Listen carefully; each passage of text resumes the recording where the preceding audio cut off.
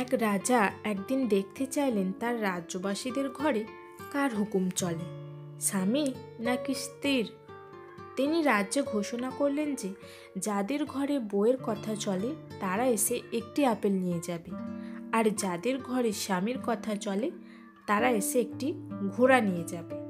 পরের দিন সমস্ত রাজ্যবাসীর এসে রাজপ্রাসাদ থেকে একটি করে আপেল নিয়ে যেতে লাগলো।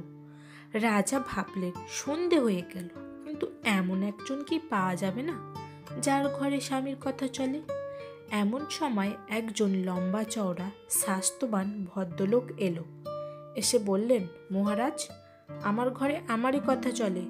রাজা বেজায় খুশি হলেন। তিনি বললেন, যাও, আমার ঘোড়াশাল থেকে সব থেকে সুন্দর কালো ঘোড়াটি নিয়ে যাও।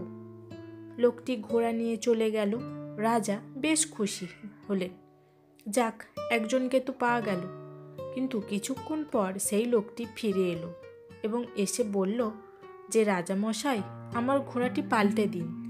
আমার বউ বলল যে কালো রং অশুভ, সাদা শান্তির প্রতীক, তাই আমাকে একটা সাদা ঘোড়া দিন।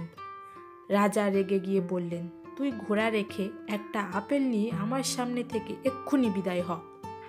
রাতের বেলা মন্ত্রী এসে বলল, রাজামশাই, সবাই তো আপেলই নিল, আপনি যদি আপেলের বদলে 5 কেজি করে চাল দিতেন তো প্রজাদের কিছু সাশ্রয় হতো।